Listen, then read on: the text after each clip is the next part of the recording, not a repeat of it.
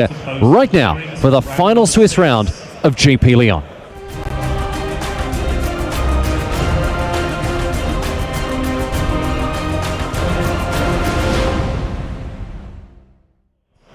Hello my friends and welcome to continued coverage of GP Lyon, coming at you live out of France. My name's Riley, joined by Simon in the booth here. And on your screen, Matic, Penko and Petr Sochurek. These guys are 12-2, and Simon, two of the many players that are involved in that last-minute X and 2 scramble for some slots in the top 8. Yes, what you're hoping for when you're coming to a GP, that with a 12-2 score you can draw into top 8, but there were too many players here. You need to win that final match to actually secure a top 8 appearance. So let's break down the standings at the end of round number 14, if you don't mind. I'm sure that people are across this Tron versus 5-color humans matchup, so we'll very quickly tell you what's going on in terms of standings. In first place, Marcio Carvalho on 39 points. He's playing Julian Stiel, who was on 36. Now, they may draw, there may be a concession there. We'll see what goes on, but that's a tricky situation. On the second table, Davide Capiello and Joshua Bausch, they're on 39 points apiece. A draw locks them up for top 8. They're our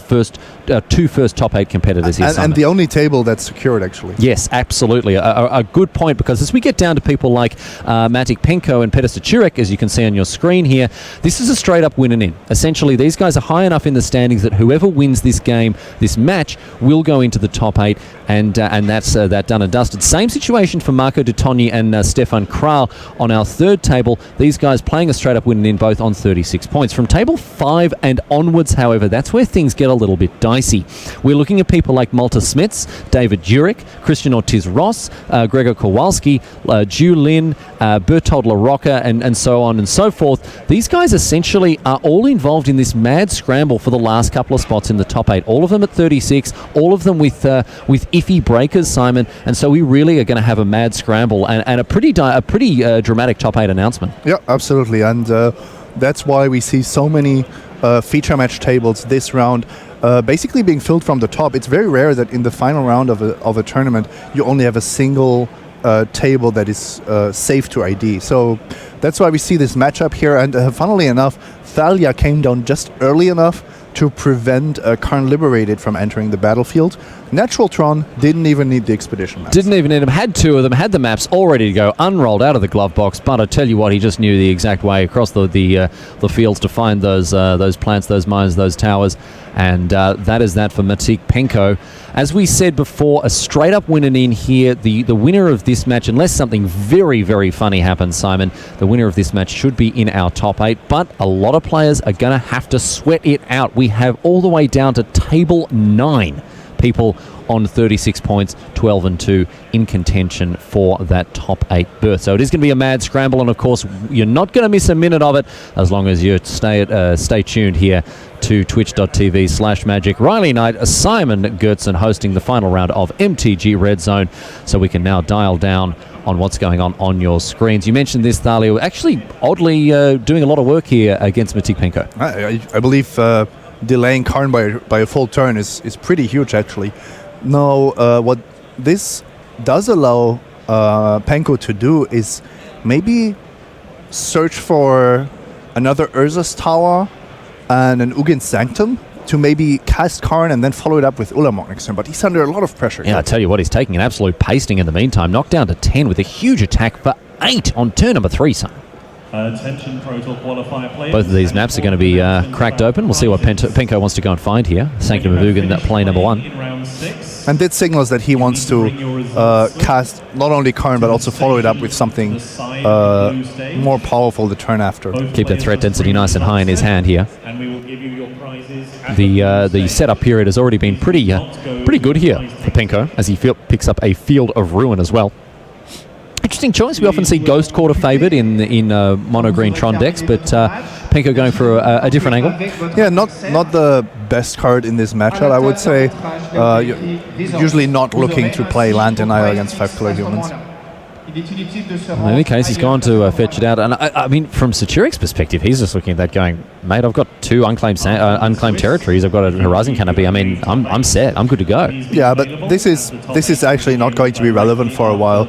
So we will maybe see later what Penko is planning with that. So bring back very quickly to those standings. We can confirm for you that David Capiello and Joshua Bausch, as expected, have ID'd. So congratulations to both Capiello and Bausch, the first players to lock up their top 8 appearances here, Simon, at GP Lyon. I was actually surprised to not see a tower being fetched, but that's because Penko is holding another one. So if he needs extra mana to get through Thalia, for example, let's say he finds an Oblivion Stone, that would of course be tremendous, then that would help him there. It's also not the end of the world to just use Karn as an expensive removal spell for a Champion of the Parish.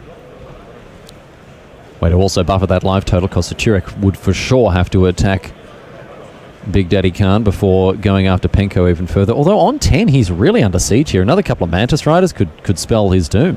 Mantis Rider, Keswick Malcontents, the latter one being in Sochurek's hand.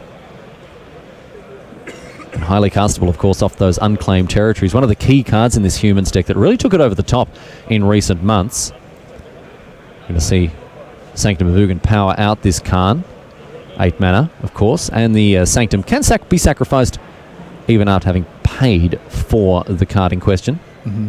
And Penko had a mana floating from the Chromatic Star there. Mm-hmm.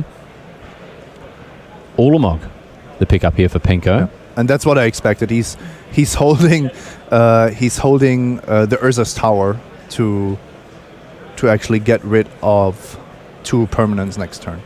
So Sochurek will be able to contest that Khan, knock him off the battlefield with Mantis Rider, but it looks like Penko's set up pretty well here to really put the hurt on Sochurek now after that Ulamog the Ceaseless Hunger will come down next turn. I think we might see an attack that completely ignores Karn here. Really? Well, I don't think you have a winning line. If you attack Karn, you bring your opponent down to 8, and you have to know that Ulamog is coming. That Field of Ruin was a ruse. It's just, there's no way that Penko doesn't have 10 mana next turn. Oh, I see. Well, Sochurek's not taking the bait here, or rather probably is taking the bait. Whichever one ends up with him being wriggling on the end of a fishhook here, because it looks like Sochurek is about to have Ulamog come down. Oh, no, okay, well, once again, waiter, over here, please. Fry me up a bowl of my own words, because I'm going to eat it up straight away. Yeah, let's assume that Meddling Mage was cast naming Ulamog. Let's assume that, Simon. Let's assume that. Because Petr Sochurek is several steps ahead of us all here. And a tower means that Penko does have access to that 10 mana and is holding a blank piece of cardboard. It's got a picture of a big monster on it. Doesn't do anything. That's great play from Sochurek there. Yep. Awesome. A very late Meddling Mage, but one that utilized all the information he had and actually puts exactly the right amount of clock on Penko here. Next turn is very likely to be lethal unless Penko has that Oblivion Stone I mentioned. So Matic Penko up a river we've all heard of before. Doesn't have any means to get himself out of it just yet. So if you have a Karn here, a second Karn, you take out the Mantis Rider, then you're taking 4. You don't immediately die to Keswick Malcontents. It's not a great position, but at least you're not dead in the water. 10 mana here for Penko. It's going to be Karn number 1. That's going to cost 8 mana here in the face of this Thalia. Floating 2. Goes after Chris Bakula. Meddling Mage is down, and Sochurek not wasting any time, showing the Keswick Malcontents in hand, which would be enough with the Mantis Rider and the Thalia coming across. That is all she wrote today, sports fans, in game number 1. Sochurek outmaneuvered, outplayed his opponent, and Matic Penko, unfortunately, just has to hit the sideboard here, Simon. Natural Tron. He had Karn, Natural Tron and Karn and Expedition Maps, Chromatic Spheres. His draw was pretty much perfect. Yeah, but it looks like Sochurek was able to just put himself in a position to completely outmaneuver Penko, and I like what Penko was doing, playing mind games, getting Field of Ruin, trying to put Petr Sochurek off balance, but he knew exactly what was up there, and really, really canny play from him. Let's have a look at what is going on in his sideboard. A couple of interesting options for him in the form of Direfleet, Daredevil. Not great in this matchup, but I'm really pleased to see 3 copies of it in the board. Looks like this Humans deck is continuing to innovate with things like that. I mean, in the board here, what have we got? There's some tech in the form of Restoration Angel, but what are the cards that Sochurek will be bringing to bear in post-board games? Actually, not too many. His sideboard does not look to be teched against Tron. And to be fair, it's not so easy to find humans that are great against Tron. Maybe Vithian Renegades as a way to snipe some artifacts. Early on, that's something that I could definitely see have an impact. Maybe like an O-Stone that was going to be activated next turn, or, I mean, a pretty marginal line of play, but still there are some cards that can definitely see upgrade. Loving this Restoration Angel, by the way, in the board. Oh, yeah. Yeah, it's very matchup dependent, of course, but if you flicker your humans with comes into play abilities, Reflector Mages, Cascade Malcontents, that's pretty awesome. That's a huge game. Just even resetting a Kite Cell Freebooter to get a more expensive spell, or Meddling Mage if you change your mind. Meddling Mage if you if you misclicked and you've named Sarpadian Empires Volume 7, you can change that with a Reflector Mage. On the other side of things, Matic Penko, he's working with a different looking 15. What's going on there? Yes, it's a different looking 15, but at the same time, he also doesn't really have a lot of sideboard cards for this matchup. I see, for example, 3 Thought-Knot Seers, but if Sochurek keeps in Reflector Mages, that's not what you want.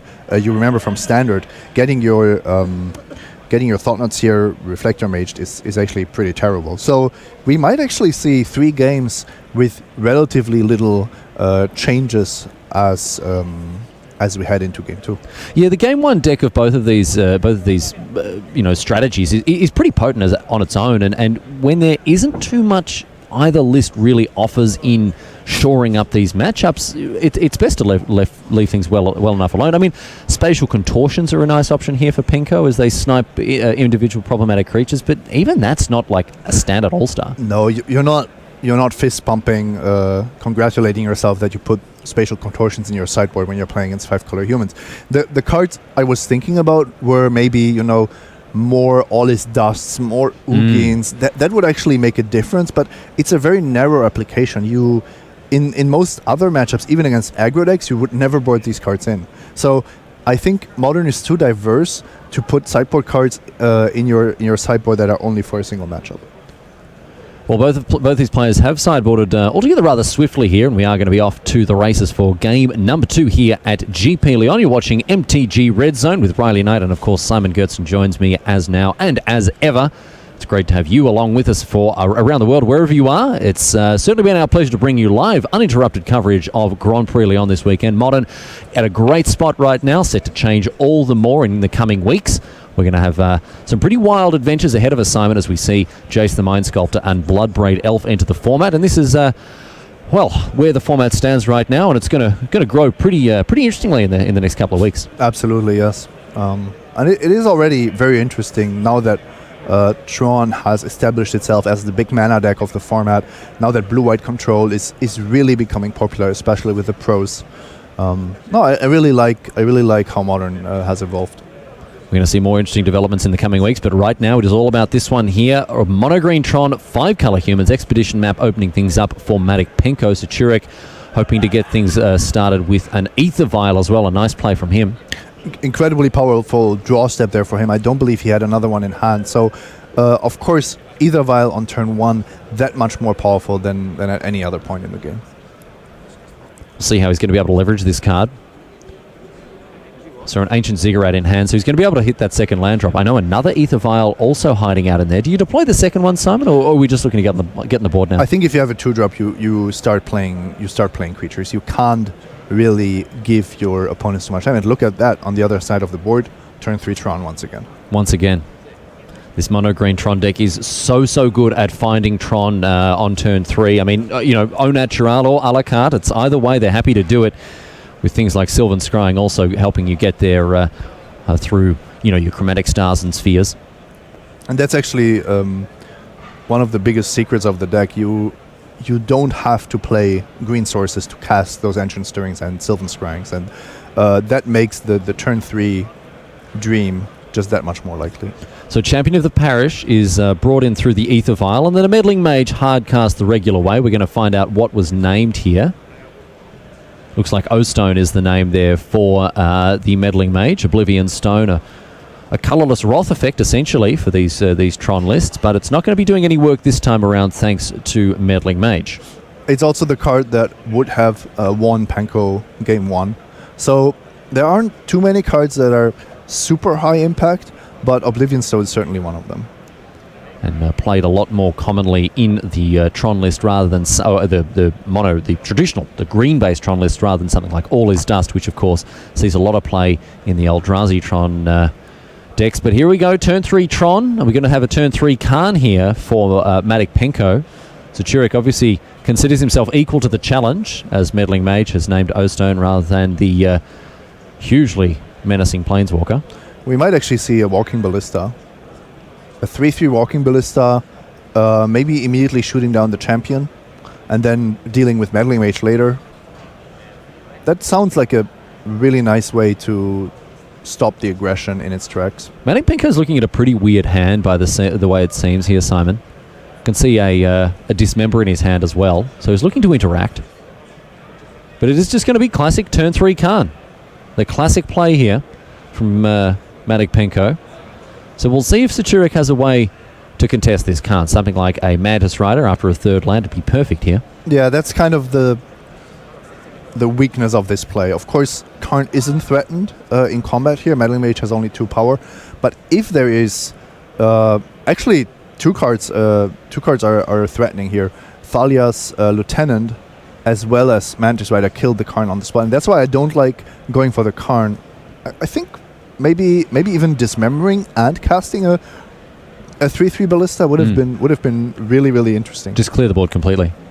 Yeah, get it out there. And you keep a 1/1 Ballista in play with more than 8 mana available to you. So you're really saying, telling the humans deck, show me something, because my board is already stable and threatening. So with 7 mana, that would mean that the Walking Ballista would come down as a 3/3. 1 floating mana could then power out the Dismember, and that would leave Sochurek without a board. But as it is right now, it looks like Dismember is the pick here with the Kitesail Freebooter. Another copy of Sylvan Scrying, and we also see there, looks like a Russian Ancient Stirrings there. And that's when you hope that your opponent doesn't draw a Green Source or a Chromatic Star or a Chromatic Sphere. And as we all know, that never happens. It's always the Green Source right off the top. Oh yeah, always lucky. Well, there are not many forests in the deck, but there are many ways to get green mana from your draw steps.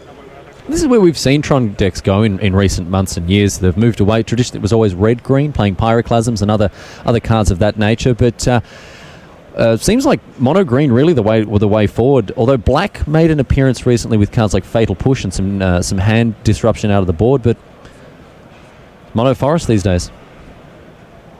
Meddling Mage, knock Khan down to 1. And a Phantasmal Image going to copy this Meddling Mage. And what are we naming here? Walking Ballista straight away? Walking Ballista, absolutely. And that's why I really wanted Penko to resolve that Walking Ballista. You see how devastating it would have been to have a 1/1 Ballista on the battlefield, neutralizing all the Phantasmal Images, threatening all the small humans. And of course, Wormcoil Engine is a pretty good replacement here. Tasty rip there for Matic Penko. He has a lot of good top decks, of course. You can draw basically anything that's not currently Meddling Maged is going to be a tremendous draw. Previously, Khan would have been under threat from the board presence that Petr Sochurek had put together. A Mantis Rider, however, could even up the ledger here with Kitesail Freebooter sailing across that Wormcoil Engine there. And we are going to see Mantis Rider come into play, and a Noble Hierarch as well, simplifying things nicely. I mean, that Khan was not going to survive, and Penko kind of knew it. Really? Well, yes, he exposed it to the Meddling Mage, and even last turn it was quite likely that Khan was going down. Chromatic Sphere, I should say.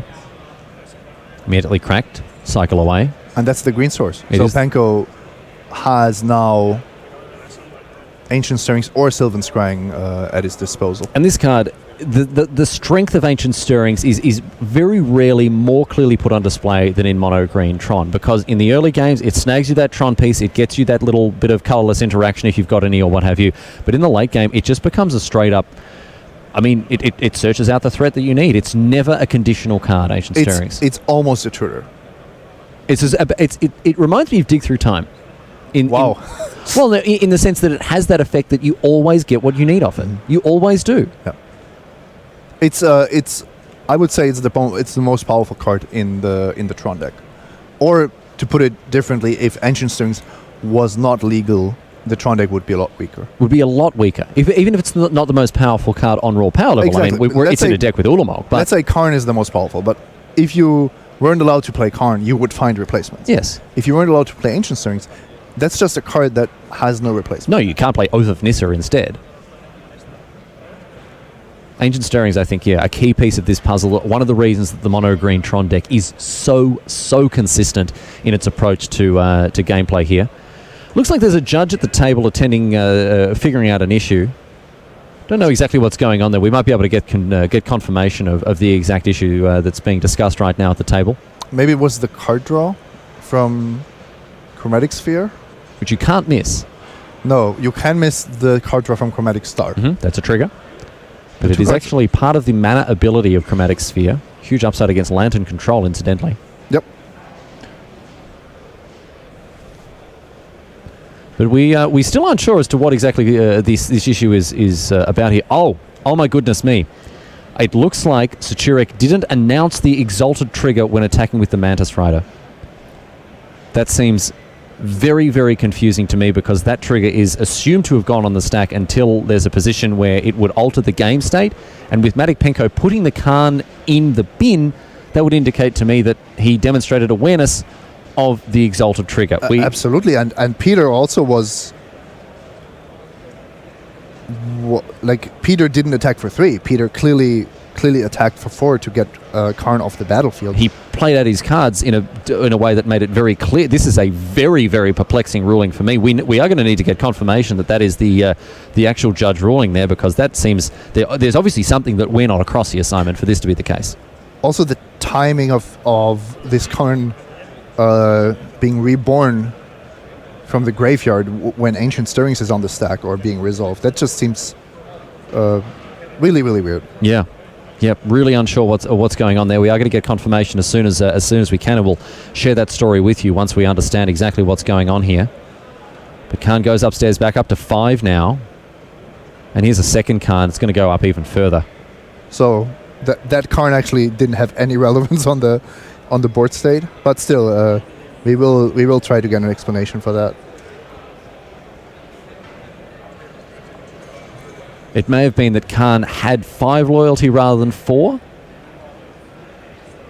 That's actually possible, because it went down to 1 from Meddling Mage, and then up, and then plus forward Karn. So Penko maybe just didn't put the die correctly. That's a different topic then. Yeah, that does make it different, and that would mean that Sochurek wouldn't have a way to remove the Karn from the battlefield, of course, because even with that Kitesail freebooter, he could only still deal 4 points of damage in the air. Yeah, still kind of an awkward spot there. Dismember here taking care of the Mantis Rider. So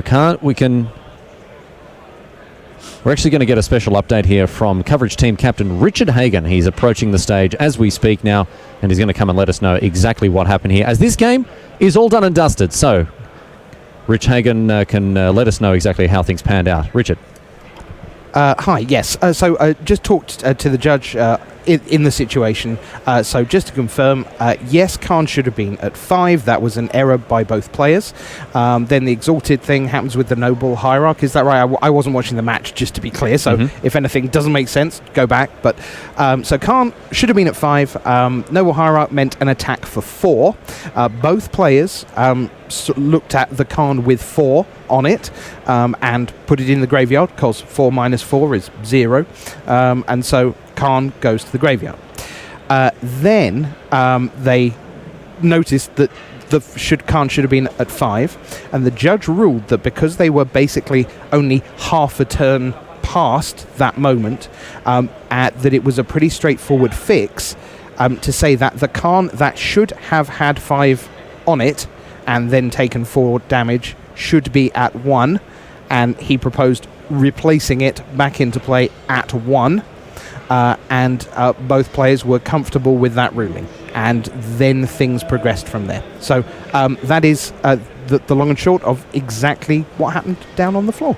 Thanks, Rich Hagen, for that update. So a pretty clear-cut ruling there from the judge, and with both players being in agreement about the resolution of that issue there, Simon, seems like we were able to move on with the game. And, of course, the match now, as Matic Penko evens things up against Petr Sochurek 1-1. Looks like Sochurek, despite a pretty comfortable, powerful start there with an Aether Vial, didn't really ever find his feet in that match. Or in that game, I should say. He needs a very good aggressive draw, but at the same time he needs to sweat so many cards from Penko. He needs to sweat Oblivion Stone, he needs to sweat Ugin most importantly. And actually I think Walking Ballista is also a super scary card for 5-color humans. Now the card that's actually the most beatable, funnily enough, is Karn, because you spread out your threats. You cannot just lose to a -3 on your land, or at least that usually doesn't happen. So I don't hate the 5-color humans deck in this matchup on the play, but I think that that Mono Green Tron is definitely favored. They have a lot of ways to answer the go-wide approach of the 5-color humans deck, and a card we haven't seen leveraged against 5-color humans so far is Ugin the Spirit Tracker. Yep. Ugin and also this threat of Oblivion Stone. These are the cards that 5-color humans isn't really built against, because you can only Meddling Mage it, but as we've seen, that's not too reliable. Yeah, so many mages, so little time here, as Matic Penko once again has equalized. No, not too many surprises in either deck list of either player here. Petr Sochurek playing what seems to be now the industry standard 2 copies of Kessig Malcontents. Funny how that card has risen. You know, people playing as a one-of here and there, maybe in the board. Now it's industry standard 2 copies. It's a great way to provide that reach. Yes, but at the same time, we almost never see it have much of an impact, at least when we are covering these matches. Okay. I always see it in players' hands, but only very rarely is the ability actually relevant. And now, of course, in Game 1, we saw Sochurek just flash that Malcontent and say, look, you're dead. I gotcha. And it was quite close, actually, in Game 1. But once again, these decks don't have too much to say about each other when it comes to their sideboards. We've already touched upon this, Simon, but for those of you who are just joining us, welcome. By all means, welcome. But we can remind you of what's going on the sideboards of both players. Petr Sochurek, 3 copies of the Dire Fleet Daredevil, 2 copies of Staticaster, Restoration Angel Sin Collector, and Vithian Renegades. And one-ofs here, more interactive options with Gutshot, Dismember, and Reflector Mage, and the old Lucky Man's Miser Grafdigger's Cage here. On the other side of the battlefield is one copy of Grafdigger's Cage there for Penko as well.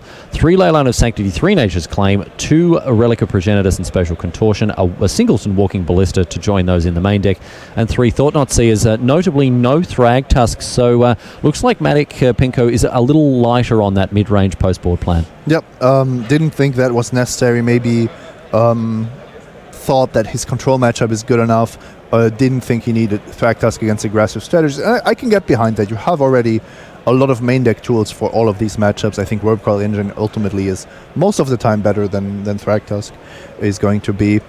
One card I wanted to talk about as Sochurek takes a mulligan here is Reflector Mage. It's not the card you think of when we're talking about how to beat Mono Green Tron, but the ability to, for example, bounce a Wormclaw Engine, maybe even an Ulamog, who knows? It's actually quite the powerful effect that might catch Mono Green Tron off guard. I could see Reflector Mage just being better, for example, than Vithian Renegades, which will have a really hard time to hit something meaningful. Well, I think you raise a great point with the Reflector Mage in that it has a sort of weird and unexpected utility against this huge tap-out deck, which is, I mean, obviously against a Wormcoil Engine, fantastic. Even against an Ulamog, however, traditionally a card that you don't want a player to cast twice. In a go-wide deck with a lot of different targets, and Ulamog can obviously be devastating when applied correctly, but, you know, against Jund or Abzan, you play an Ulamog, you exile their Tarmogoyf, their Liliana. And those are 2 huge threats that the Jund deck is going to have a difficult time in coming back from. In this thing, you exile their Meddling Mage and their Mantis Rider, and they've got equally potent threats that they can then deploy.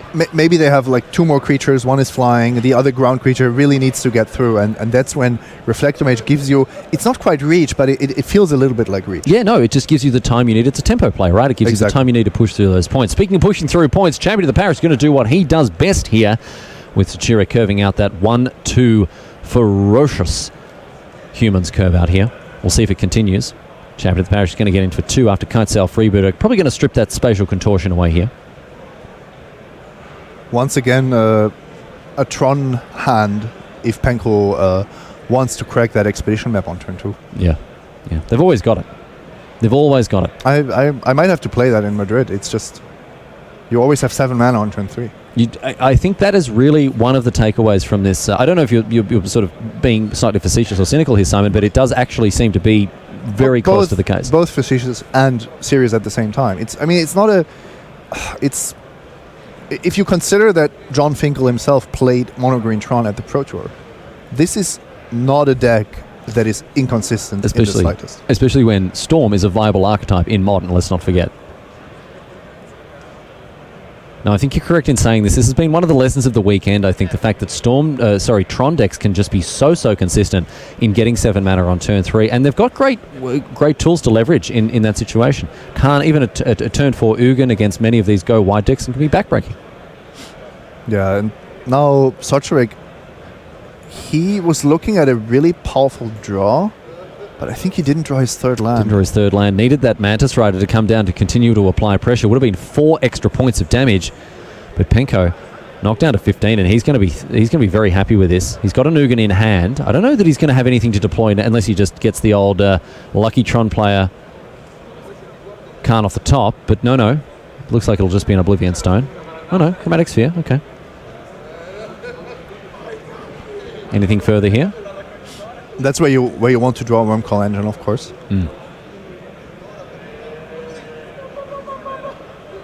Well, 2 copies of Oblivion Stone, Ugin the Spirit Dragon. We're going to see now a Sylvan Scrying here. Go and fetch out a land. Spatial Contortion hidden away under that Kitesail Freebooter as we saw before, and a Sanctum of Ugin to pick up here for Matic Penko.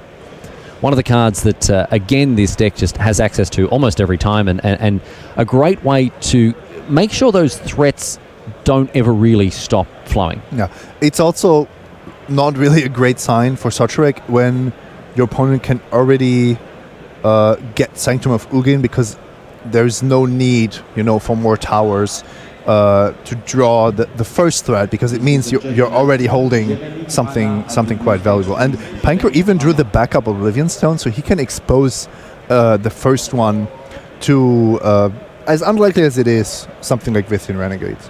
What is incredible to me, Simon, as we see now Vythian Renegades come down, snipe that Oblivion Stone just like you drew it up, in for another 3 points of damage here. What's amazing to me, Simon, is that if we looked at modern sideboards just a few short years ago, in attempting to contest Tron decks, there was one card that you brought in, and it was Sowing Salt. And then that got replaced by the arguably strictly better Crumble to Dust. Where are these cards now? As we see Ugin the Spirit Dragon completely go to town on Petr Sochurek here. -3, I suppose.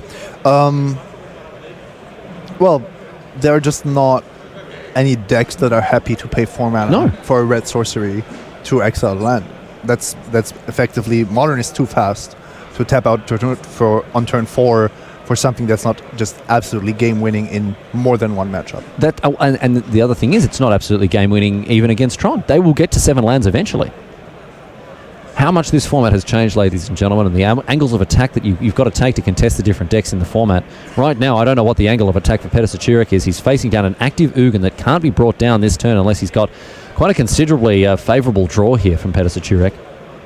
Yeah. Even if Sochurek hits his third land drop, this is a really tough draw to beat. But he would have been very close to get there with the help of 1 or 2 Mantis Riders, a Keswick Malcontents.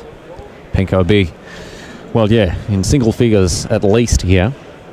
But Sochurek, so close to a GP top 8 here, but it doesn't look like he's going to be able to pull these strings together. I wasn't quite aware of it, Riley, but it does feel that 5 Color Humans is quite the underdog to Mono Green Tron. Much more than the other aggro decks in the format, I believe. Makes me wonder if it's such a good metagame call after all. Mantis Rider comes down. Going to go and teach that Ugin a lesson or two. Oh, no, straight upstairs from Sochurek. We're going for the dome now. Mono face. Shoot down this Mantis Rider. Penko choosing to put a second die on the Ugin rather than just tick it up to 6. An interesting choice from him. Seeing that error corrected there. Well, error may be going too far, Simon. No, you were absolutely correct. Like you see. Oh, further upgrades. Ultimately, we did find the line. Here's a walking ballista. Oh, and once again, Matic Penko just showing his... I mean, look, he has played very tight and excellent Magic all weekend. Doesn't know his way around a die. Well, he's also absolutely crushing this game, so I don't know if the die placement is at the top of his mind right now. Not a factor? It's a factor. You don't want to completely misplace those, but I think with an Ugin on 6 and a walking ballista on 4, Sochurek is just waiting for this game to be over. And Sochurek is not going to have to wait too much longer here. 2 enormous threats in play for Matic Penko. Maybe he wants to give us a clippable moment of an Ugin ultimate. Oh yeah, thanks, mate. We'll take all the ones we can get here. Goes fire upstairs. Walking ballista across the battlefield, and Sochurek under a lot of pressure here. Matic Penko, 5 cards in hand. Doesn't need to really play any of them. We're going to see an Ancient Stirrings continue to keep the juice flowing here.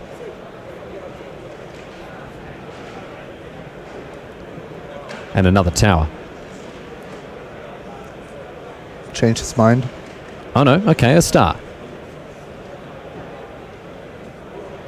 Also, even if you mess with Ancient Stirrings, you're 5 cards deeper towards that threat that you're looking for. The card's ridiculous. The card is ridiculous. Here's a Wormcoil Engine now, and that is going to be enough there for Petr Sochurek to scoop up his cards. And Matic Penko, ladies and gentlemen, we fully expect to make his way into the top 8 here at GP Lyon. We will be waiting, of course, for proper confirmation of how things are going to shake out, but it's a reasonably safe statement to say that, he's at very least, he's certainly in the conversation. Yeah, he will. If he misses, it will be on tiebreakers. But I don't think so. Well, let's try to untangle some of this web here that we get now at the end of round number 15 as we finish off the Swiss portion of the tournament here at MTG Red Zone. Of course, the tiebreakers are a bit of a headache for many players who don't fully understand them, Simon. There'll be a lot of players, as we've said, going into this round on 36 points. A lot of players who are going to have that tiebreaker sweat here.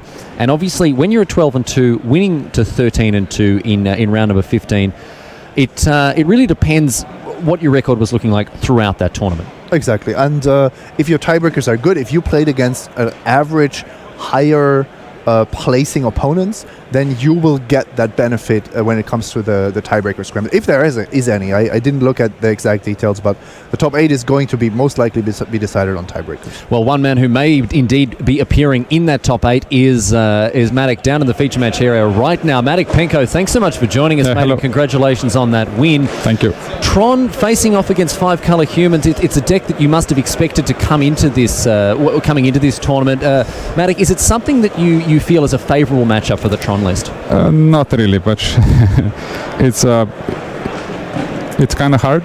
But if they don't have turn one Vial, it's much easier. And I prefer the version with the Vial because the version with the Collected Company, it's harder. They can just win out of nowhere. But this one, if he had a land, he would won, but luckily he didn't have it. I wanted to ask you about the consistency of Tron. We've seen a lot of mono-green Tron players the whole weekend, and it seems like they almost always have that turn 3 Tron. Do you aggressively mulligan for it, or is that just something the deck does naturally? Yeah, of course, if you don't see a Tron part in your hand, you have to mulligan. And Tron, it's not that, it's easy to mulligan, because you can even go on 5 or 4 and just have 2 Tron parts and 1 search and your hand is good. So you don't need the other cards if you have the Tron. I would keep mulligan on 2 with 2 Tron parts. So a pretty stunning weekend from you with a 12 or 13-2 result at the end of the Swiss. Obviously, you're involved in that tiebreaker sweat. What would a top 8 here at GP Lyon mean for you, mate? Yeah, it would be great. Pro Tour invite, so we can go and win the next Pro Tour with Robin Dollar. Oh, easy game. There we go. Matic Penko, thanks so much for joining us today, mate, and best of luck for you as we head towards that scramble there for the final places in the top 8. So that is the way that it goes there for our first game. We do have more Magic to bring you, of course, ladies and gentlemen, from round number 15 here at GP Lyon. We have quite a number of players, as we mentioned, on that win and in life. Simon, they are going to have to sit down in the feature match area and really dug deep, because everything's on the line essentially when you're X and 2 in round 15. What can I say, Riley? The hype train is leaving the station.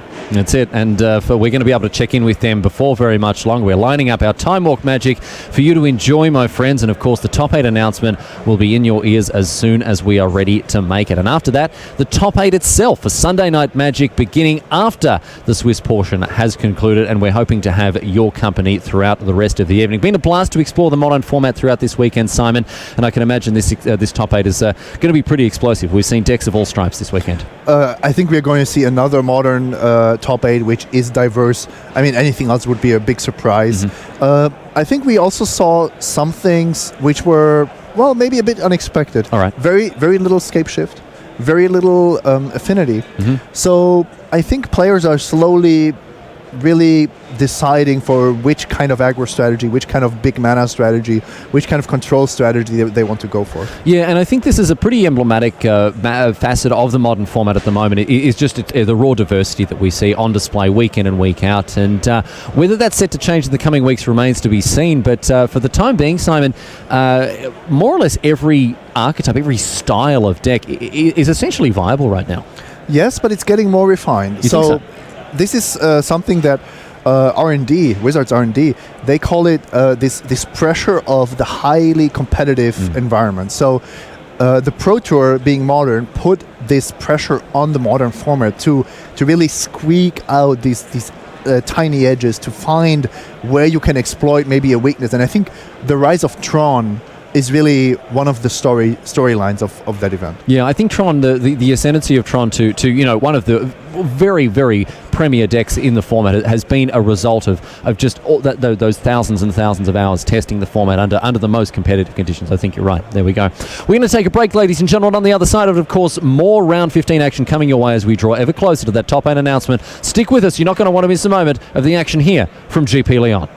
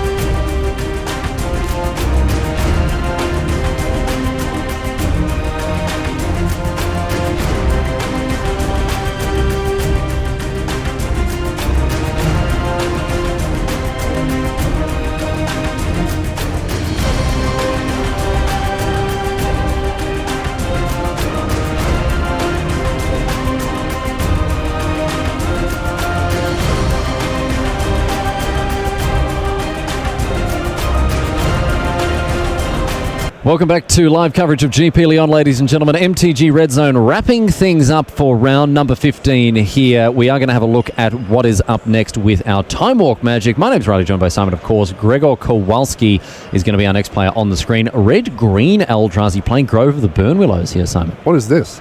What is this? What is this? The last time we've seen Eldrazi Obligator was at Pro Tour Oath of the Gatewatch. This card is set to make a big impact and a big return to the center stage here. And this is a very confusing list for me. A lot of different pieces being pulled together here. Yeah, this is basically a take on the Eldrazi lists that were popular when Eye of Hugin was still legal. And of course, when you could play up to 8 of the 2-mana producing lands, there was a completely different deck, much more busted starts with Thought-Knot Seers and Reality Smashers. But Eldrazi Obligator, gaining control of a creature, is still a pretty potent effect. I'm interested to see where Kowalski is going with this. Especially in a world of things like Death Shadows, where sometimes taking control of it is enough to just kill it outright, depending on your life total. But a lot of different moving parts in this deck. I mean, not only do we have the normal 4, 5, 6 curve out with Thought-Knot Seer, Reality Smasher, Endbringer, also Noble Hierarchs and a single Birds to get us there a bit faster, Scavenging Ooze to contest the graveyard. And then look at this removal. Dismember, Lightning Bolt, and a Forked Bolt as well. A lot more interaction than we normally see in Eldrazi decks. Except for the Obligator, everything in this deck is played in Constructed, and it's powerful in Constructed. So that's something that I like. I think Grove of the Burnwillows is a really nice tech. Oh, yeah. Giving your Death Shadow opponents life. Karplusan Forest, of course, is a tri-land in this deck. Red, green, but also the colorless you so desperately need. Yeah, I don't know about the Scavenging Ooze. It looks a bit like a pre-sideboarded card, but in the end, Scavenging Ooze, super powerful card. I guess that as well. It looks like it's sort of a concession to many of the powerful graveyard strategies, some of which expect that free win in game number 1, and this is here to take it away. I love the spicy Kessig Wolf run as well as a one-of. What's not to love about this deck? Get that Noble Hierarch in there. We can have a look at what Kowalski will be facing up against, and it is, once again, a very traditional-looking Tron list here. A couple of Ulamog's, World Breaker as well at the top end, and, of course, the 4 copies of Khan. This is about as stock as it gets, Simon. Until you reach Emrakul, the Promised Land. Oh, hello. There she is. Yep, just hanging out right in the middle of your screen there, ladies and gentlemen. How could you possibly miss her? This card is a real spicy option in this Tron list. We haven't seen her cast throughout this weekend so far. Correct me if I'm wrong, but I didn't see her at all. I saw her, I think, on exactly this deck list. That may have been it. Yeah, yesterday. I'm still not convinced. Still not convinced. No, still not convinced. Not believing in the Promised Land, Simon. I mean, look at what you're giving up. I think Walking Ballista is tremendous in this deck. Why not play 3 of them? It sounds maybe a bit boring, but sometimes the simple answer is also the correct one. Occam's razor.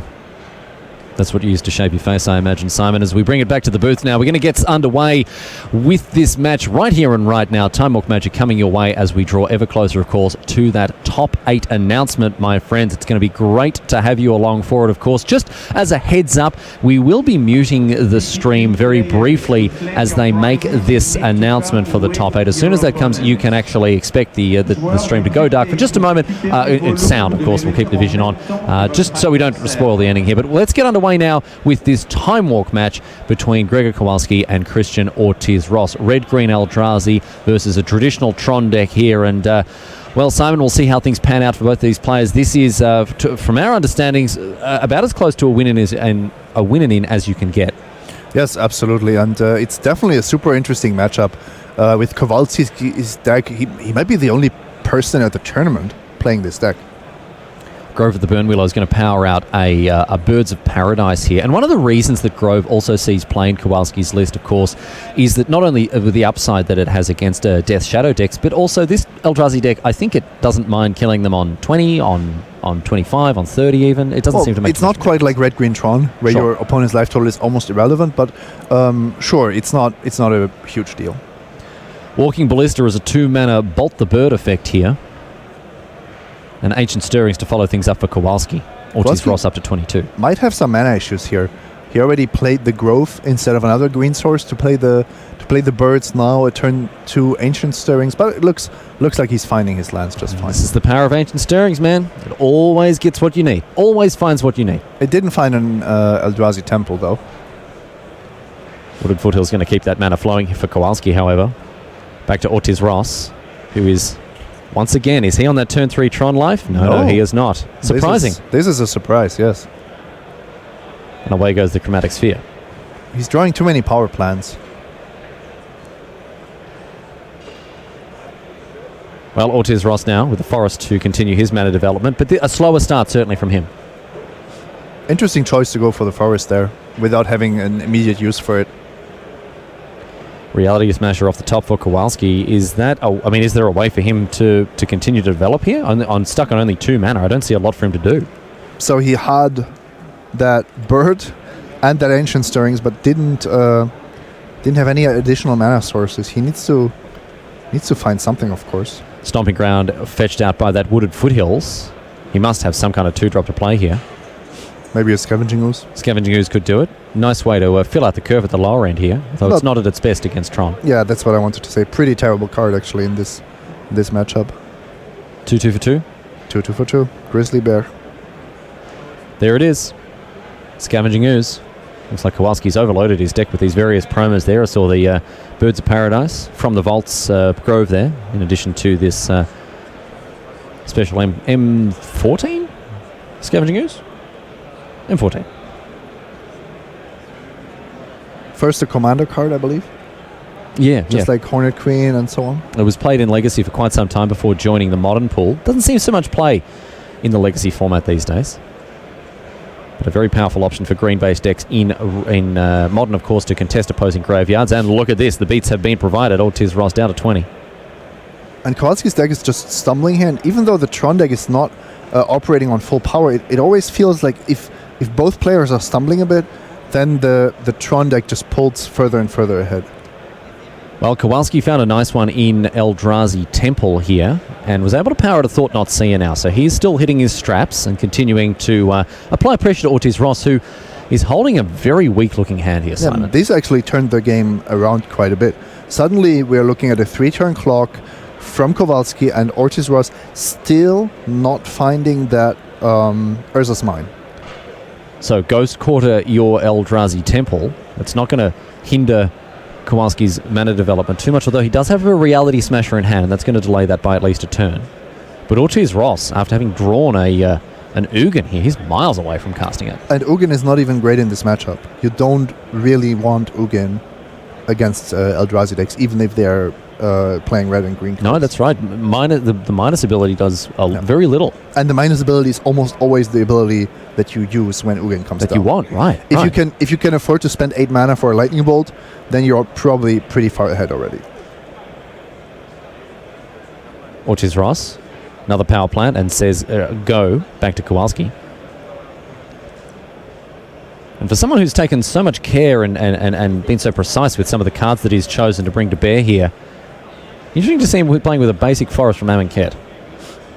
Don't really line up for me there, Simon. Ortiz was actually, I think, misstepped there just a tiny little bit.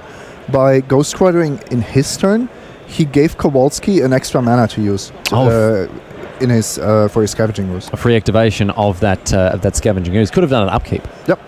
If you want to keep that Eldrazi Temple from generating 2 mana, upkeep is the time to do it. Because then, of course, if Kowalski wanted to activate the Ooze, that would have prevented him from, in this situation, casting that Matter Reshaper. And then if you want to be really tight on the technical Matter Reshaper requires colorless mana to cast. But Growth makes colorless. It also makes colorless mana. If you want to be really tight, you actually do it in the opponent's draw step, so that they have one more chance to draw that basic land. All right. Well, that's enough here. Grzegorz Kowalski has certainly applied the beats here with an Eldrazi Obligator coming across for enough damage that Ortiz Ross decides to pack him up. But he's off to a better start now with a Tower powering out an Expedition map. And just as we were calling Tron the most consistent deck in this room, it's stumbling. It is. It is indeed. Ortiz Ross showing us the other side of that particular coin. Now Kowalski is going searching with a Wooded Foothills. Finds a Stomping Ground. Are we going to see a Bird's Paradise or a Noble Hierarch perhaps on turn 1? And just as we talked about Crumble to Dust, we have Crumble to Dust in the feature match area. Grzegorz Kowalski, 2 copies in the sideboard. Isn't that funny? Certainly showing us up for the pair of gibbering chimps we are, Simon. Well, half true. Well trained. Again, half true. So Noble Hierarch lives to fight another day. And look at this, Ortiz Ross with a very awkward draw, curving a tower into an Eldrazi temple. He's playing that one Eldrazi temple, I believe. And he's drawn at both games. But it doesn't strike me as particularly useful in Tron lists. You want to always assemble Tron, and later on Ugin's Sanctum, Ghost Quarter, and even Horizon Canopy, I think all provide more value. Not enough of the threats in this Tron list are powered out ahead of time by the Eldrazi temple, right? And you want to you need the double tower draw to cast Ulamog on with 4 lands. So I really don't see the temple. Doesn't have a lot of utility here. Obviously, of course, an all-star in those Eldrazi Tron lists, although they tend to be a bit closer to the ground. It's good for the fake-out, though. Oh, yeah? If you want to pretend you're Eldrazi Tron, and then they're going to be so surprised. I mean, I don't know what actually edge that gives you from a gameplay perspective, but, I mean, just sheer surprise, at least, is worth something. So, Kowalski. Eldrazi Temple off of that Ancient Stirring. Still got the mana available from Noble Hierarch. Should he maybe have tapped the Noble Hierarch for green, so that he had also a red available? Grove of the Burn Willows and another Ancient Stirrings. Looks like Noble Hierarch might be hopping out of that orchard to give Ortiz Ross a bit of a belting here. Sure, I mean, getting in for 1 point of damage is certainly not irrelevant, but I imagine that if you have... Okay, he's using all his mana anyway. How about 2? If you have a red Eldrazi in your deck, it might be valuable to keep open a red source when you cast Ancient Stirrings. A second copy of Noble Hierarch here.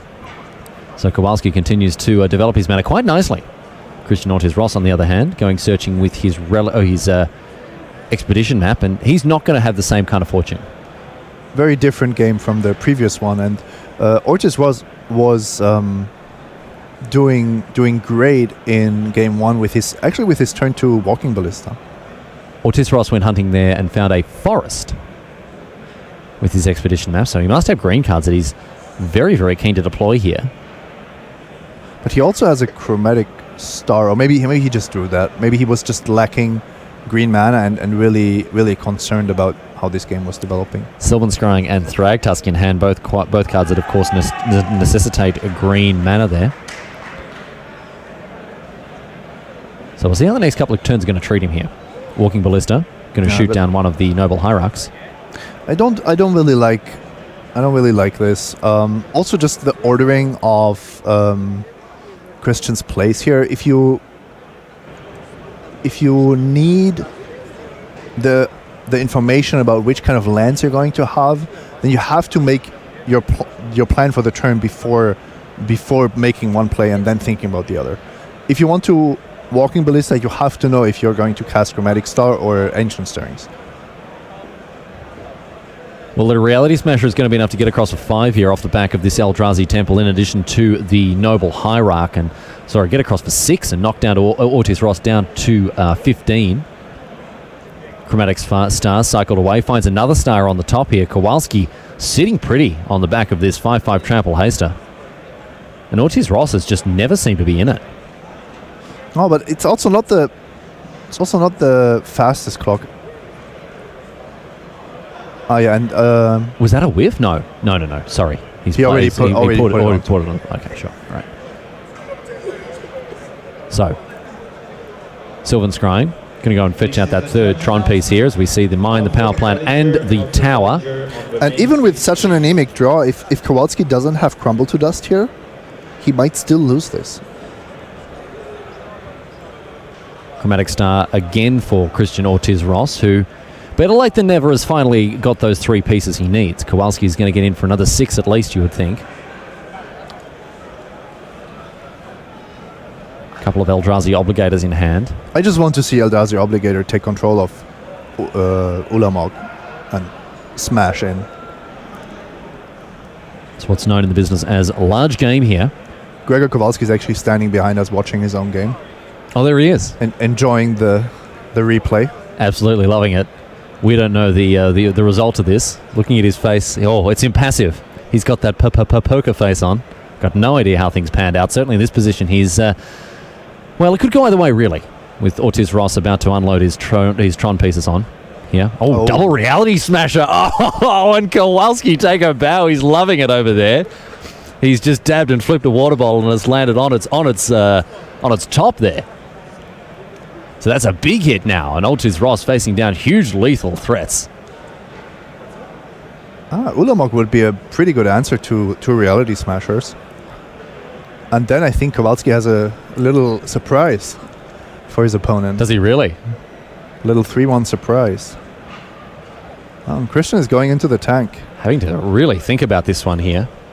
There are so many cards that Ortiz Ross could have that would get him out of this situation were he faced against a traditional aggro deck that was playing these, big hasty beaters, an Ugin, for example, or an All Is Dust. But fighting fire with fire here. Cristian just has enough. He's had enough. He's gone. He's AFK'd. I would actually assume we saw Eldrazi Obligator in game 1. So, ladies and gentlemen, I'm going to have to cut us off there very briefly and mute the stream for the top 8 announcement. Second place, also with 14 match points, Joshua Bausch.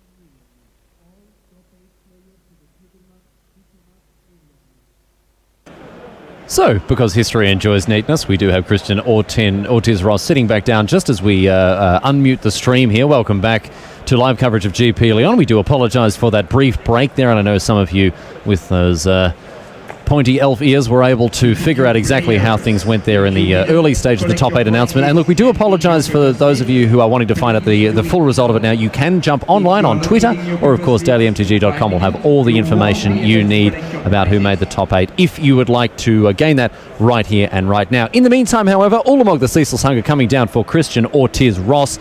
We are going to watch the rest of this game and this match to figure out which one of these players has a sniff at that top 8, because of course it's not even guaranteed. This is it's close to a win in, Simon, but there's no guarantee that either of these players is actually going to make it in.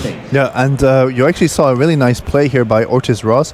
He is trying to play around Eldrazi Obligator by getting rid of the second colorless source for Kowalski, but double dismember on the Ulamogs, the Ceaseless Hunger, and Grzegorz Kowalski pulls a victory out of thin air, ladies and gentlemen. A huge play from him as we draw ever closer, of course, to announcing our top 8. Kowalski well and truly in the conversation for having made the finals appearance now.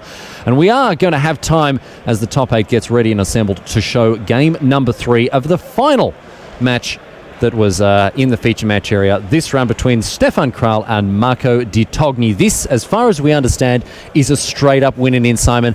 Based on the way that the breakers have shaken out for these two players, it looks like whoever wins this one is straight into the top 8. You can see on the top of your screen 1-1 split between Stefan Krall and Marco Di Togni. 5-color humans against Abzan.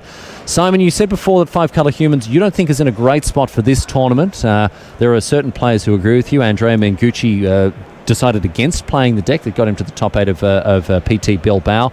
At 12-2, Stefan Krall's obviously done something right, but you don't think the 5-color deck is in the position it was, perhaps? I wouldn't suggest playing it. I wouldn't suggest picking it up now for Modern.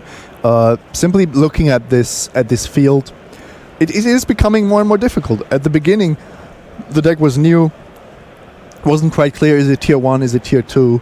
The metagame was a bit slow to react. Now I feel everybody knows what you can do, knows how much damage they can afford to take, and it feels to me like I've seen more humans deck lose than win. Yeah, I don't think they've had a great weekend. I mean, we may yet see one of these decks in the top 8, of course, but as it is, I don't think the fortune of the deck it seems to be waning. It seems to be waning as people have adapted. They've began to account for the fact that this is a big part of the metagame. They're ready for it, essentially. Yeah, and then the big question is, of course, is this still a good metagame call? And as the metagame is shifting, that answer might change and change again. Well, we'll see if Marco de Togni has got what he needs to get up and about against Stefan Krall here, who is, of course, on this 5-color humans list. Abzan, a much more traditional deck choice for those looking to get it done in Modern here. Both players happy with their 7, and so we are off here for our final game in the final match of the Swiss portion of this tournament. You're watching MTG Red Zone. My name's Riley Knight. I'm joined, of course, by the Pro Tour champion, Simon Goertzen. Simon will be stepping out of the booth for the next GP, unfortunately, for viewers around the world and for myself, of course. It'll be sad to not have him alongside us, but you'll be, I guess I'll be commentating your matches in the top 8 side. I'll be in Madrid trying to get a GP trophy. It's missing from my cabinet, so it's only going to be a team trophy, but I guess that counts. Oh, look, well. you'll take whatever you can get here. Champion of the parish, and now Thalia's lieutenant, pumping up the jam for Stefan Krall. But you'll be there with a brother and a friend as well. Yeah, with Nicolas Laban and Dominic Goertzen, my brother. Following your career once again with great interest. And of course, I'll be in the booth with Raphael Levy, the Hall of Famer, French Hall of Famer and recent father, and of course, French national karate champion. So all the punches and all the kicks will be coming your way from Raf and myself. We're looking forward to your company as well as we continue to showcase the very best of European Magic. Next week, we are off to Memphis. We might have a chance to have a chat about that before very much longer. But right now, champion down to that fatal push. And de Togni, we'll see what he's got cooking for turn number 2 here. De Togni really wants to have as many untapped lands as possible. You can see Fatal Push turn 1, now Abrupt Decay or Tarmogoyf as options. For turn 3, he's already preparing Liliana the Last Hope, as well as a Maelstrom Pulse. In my experience in this matchup, if you're playing one of the Thoughtseize Liliana decks, you can really grind the humans deck down. You just present a good blocker on the ground. Then you use all your removal spells to just deal with threat after threat after threat, and the 5-color humans deck will flood out at some point. There are not enough Horizon Canopies in the world to prevent that. Tarmogoyf, just the old 2-mana 3/4 right now. Interesting question if that was the superior play compared to keeping open Abrupt Decay, because this turn the 5-color humans deck is actually entering really scary territory with some very impressive cards. Thalia's lieutenant getting the job done here with a big attack with a third one as well. Maelstrom Pulse. Oh my goodness. Marco de Togni with a Maelstrom Pulse, and Stefan Krall's thinking, geez, I've got this one in the bag. Look at this, my creatures are huge. De Togni can't do anything about it. Big draw, finds the land, and at double speed now, we are going to see a Maelstrom Pulse get a straight up 3-for-1, Simon. And how can Stefan Krall come back from this? 1 card in hand, an Aether Vial on 2 and 4 lands. No. Hard-hitting analysis from Simon Goertzen, ladies and gentlemen. No, he says. Tarmogoyf now, even bigger, even badder, even thumpier.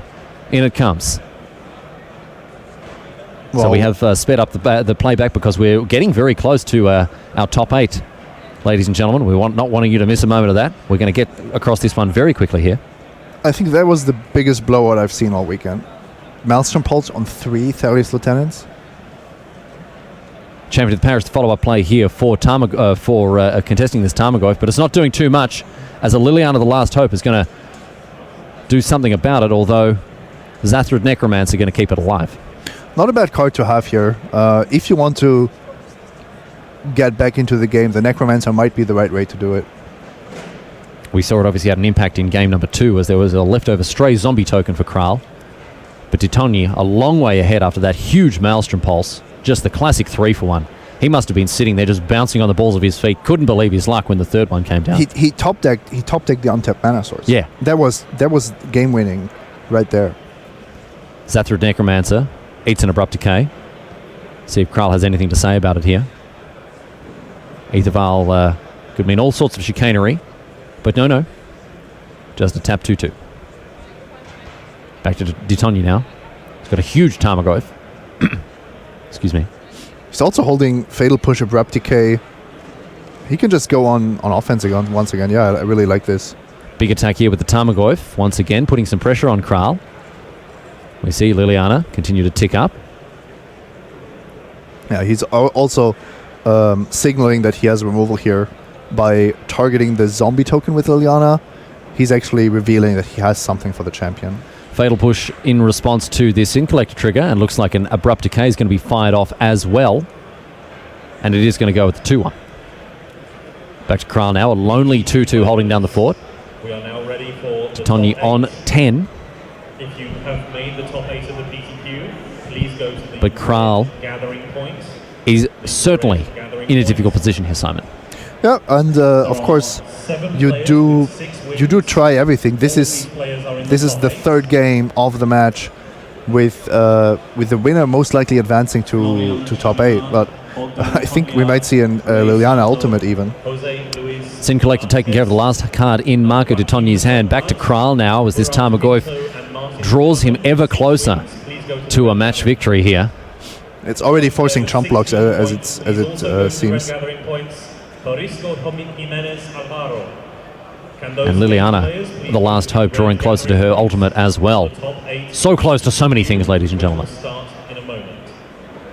Let's have a look at what de Togni wants to do. Upstairs once again with Liliana to 6, or to 7 I should say. And Krall has a Dismember. Was that just purely to save damage? No. Okay, it's going to kill it. Back to Krall. What can he find? Mantis Rider. Many Mantis Riders off the top.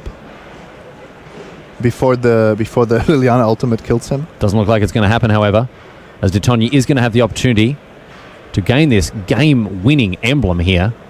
So essentially, getting a huge horde of zombies here. Awesome stuff. Going to start with 2, and it's only going to get worse from there. Back to Krall. For 3 mana, it's a Mantis Rider. That's a start. In for 6, or in down, sorry, to de Togni down to 6, but a Maelstrom Pulse to knock the 3/3 out of the skies. Once again, Marco de Togni. And is it Staticaster? On blocks now. Not very helpful though if you want to win the game. Of course it stops Lingering Souls, which is probably the reason why Krall brought it in. But in this particular spot, well, you don't want one of them, but you would take 2. A huge undead army beginning to assemble for Marco de Togni. Another Mantis Rider off the top. De Togni down to 3. What a close game. This is incredible as these 4 2/2s come across. Krall is in a position to line up some blocks here with both of his creatures. But he needs an activation of that Ether Vial. Marco's not attacking with the Shambling Band. And he doesn't have it, so Stefan Krall goes down to Marco de Togni, who we expect to be in our top 8 here at GP Lyon. As we welcome you back to the booth, of course, my name's Riley, joined by Simon Gertzen, and I tell you this, we are just minutes away from our top 8 commencing. As soon as the list is in front of us to read out to you, we are going to share it with you. But for now, we've got to go to a break. Stick around on the other side of this. Sunday Night Magic begins, and with it, of course, the top 8 of GP Lyon. We'll see you back here very shortly.